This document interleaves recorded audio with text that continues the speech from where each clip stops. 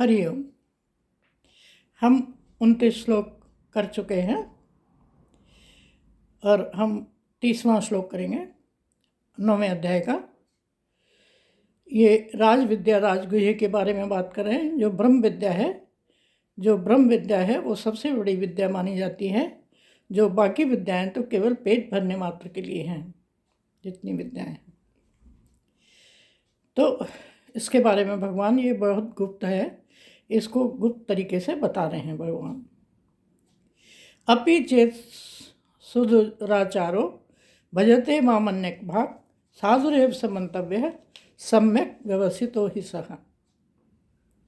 यदि कोई अतिशय दुराचारी भी अनन्य भाव से मेरा भक्त होकर मुझको भजता है, पिछले श्लोक में भी कहा था मुझे कोई प्रिय अप्रिय नहीं है, मैं सब में समान भाव से मैं व्यापक हूँ, उसी को आगे बढ़ाते हुए कह रहे हैं कि चाहे दुराचारी हो, अतिशय दुराचारी भी कहा उन्होंने, अनन्य भाव से भक्त होकर मुझको भजता है तो वह साधु ही मानने योग्य है। यानी कोई भी कितना दुष्ट कर्म करने वाला हो और कितना सारा जीवन उसमें बिता दिया हो, लेकिन भगवान की शरण में आ जाए और भगवान को भजे तो भगवान उसको प्राप्त हो जाते हैं, तो वह साधु ही मानने योग्य है। भगवान ने ये भी कहा है कि वो साधु ही है, क्योंकि वह यथार्थ निश्चय वाला है, अर्थात उसने भलीभांति निश्चय कर लिया है कि परमेश्वर के भजन के समान अन्य कुछ भी नहीं है। उसने ये तय कर लिया है, उसने ये निश्चय कर लिया है कि जो भी कुछ है परमेश्वर है, उसके अलावा और कुछ है ही नहीं, और उसी की शरण में चला गया है। सारे जो है जितने भी पाप कर्मों को भी छोड़ दिया है उसने, और भगवान की शरण में आ गया है और उनको प्रिय हो गया है। क्षिप्रम भवति धर्मात्मा शश्वच्छान्ति निगच्छन्ति कौन्ते प्रतिजानी न मे भक्त प्रणश्यति। भगवान कहते हैं ये शीघ्र ही धर्मात्मा हो जाता है। कौन? जो पापी है, दुरात्मा है, वो भी तुरंत धर्मात्मा हो जाता है अगर मेरी शरण में आ जाता है और मुझे भजता है तो, और सदा रहने वाली परम शांति को प्राप्त होता है। और फिर जब मेरे शरण में आ जाता है तो उसको परम शांति मिलती है। हे अर्जुन, तू निश्चय पूर्वक सत्य जान कि मेरा भक्त नष्ट नहीं होता। इसका जो अर्जुन का एक सवाल था ना कि भगवान, मैं अगर आपका ये करता रहूँ, सब कुछ करूँ और बीच में मैं पूरा ना कर पाऊँ, आपका भजन और विधि पूर्वक सारा ना कर पाऊँ, तो मेरा क्या होगा? तो भगवान ने कहा कि मैं तुझे ऐसे घरों में भेजूँगा, ऐसे श्रीमताओं के घरों में जन्म दूंगा जहाँ जो है तू इसको आगे बढ़ाएगा। उसी बात को कह रहे हैं कि जो मेरा भक्त है तू निश्चय पूर्वक जान, वो नष्ट नहीं होता। माम ही पार्थ विपाश्रित्य ये पिस्यु पाप योनयः स्त्रियो वैश्यास्तथा शूद्रः तेपि यान्ति पराम गतिम्। भगवान कहते हैं आगे, है अर्जुन, स्त्री हो, वैश्य हो, शूद्र हो तथा पाप योनि हो या चांडाल आदि जो भी हो, वे भी मेरे शरण में होकर परम गति को प्राप्त हो जाते हैं।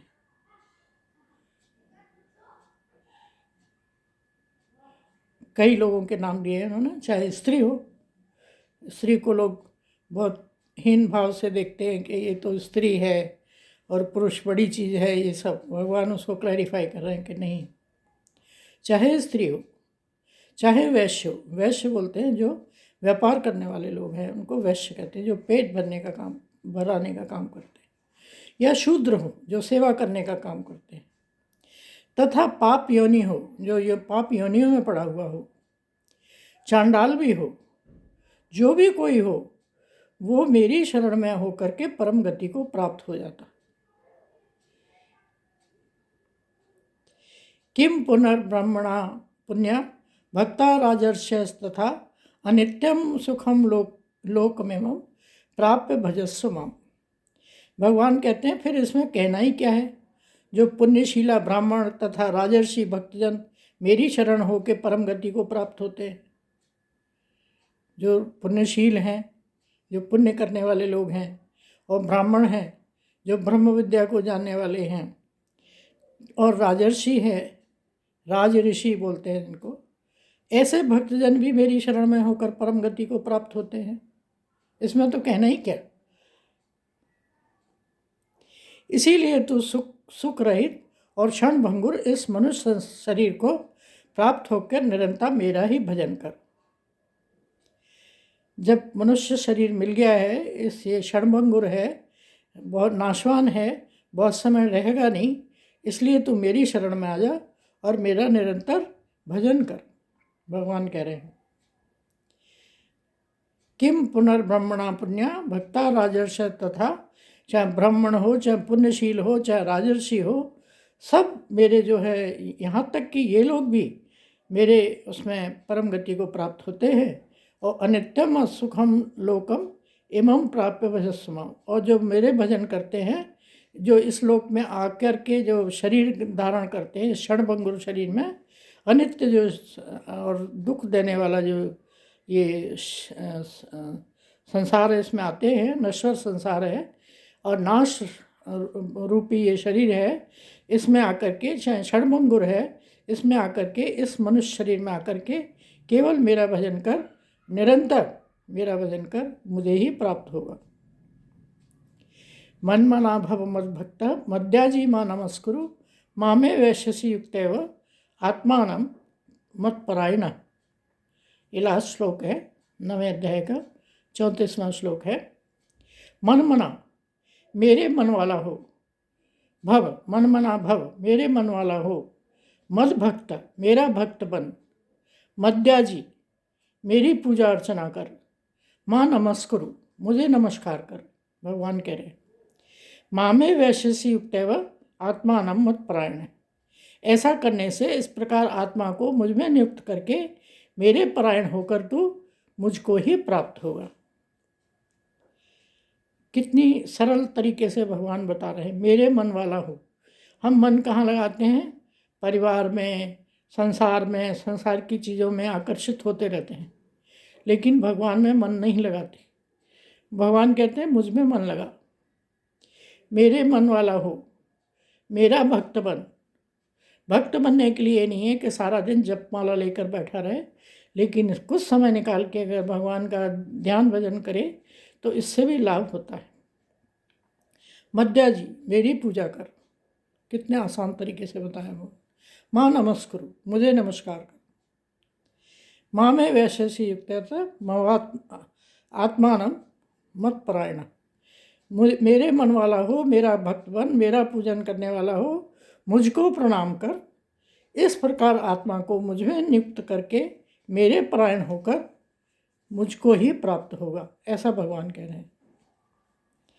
कितने आसान तरीके से समझाया है।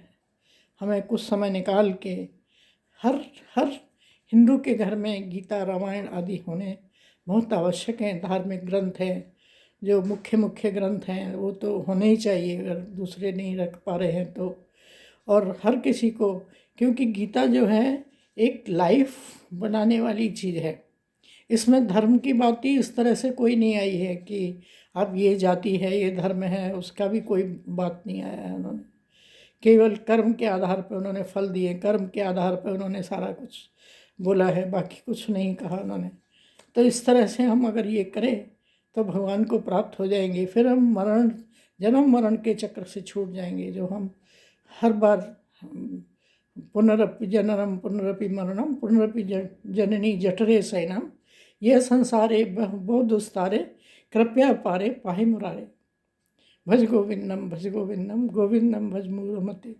हे मूढ़मति वाले, शंकराचार्य जी कहते हैं बार बार संसार में आना, बार बार जाना, संसार से जाना, बार बार आना, ये जन्म मरण के चक्कर से छूट जाए।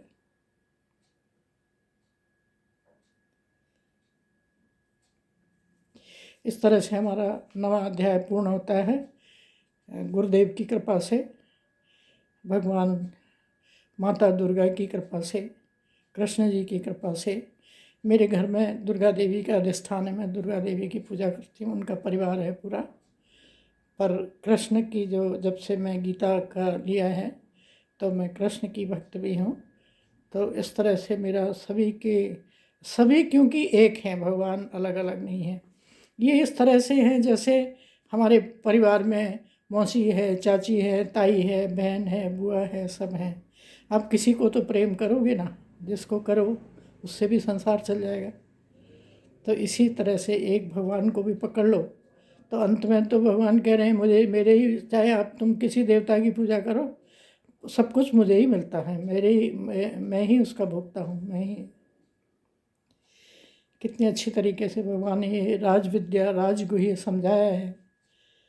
ओम तत्सत इति श्रीमद्भगवद्गीतासु उपनिषत्सु ब्रह्म विद्यायां योगशास्त्रे श्रीकृष्णार्जुन संवादे राजविद्या राजगुह्य योगो नाम 9वां अध्याय है। सर्वधर्मान् परित्यज्य मामेकं शरणं व्रज अहं त्वा सर्वपापेभ्यः मोक्षयिष्यामि मा शुचः। हरि ओम। जय गुरुदेव, जय श्री कृष्ण।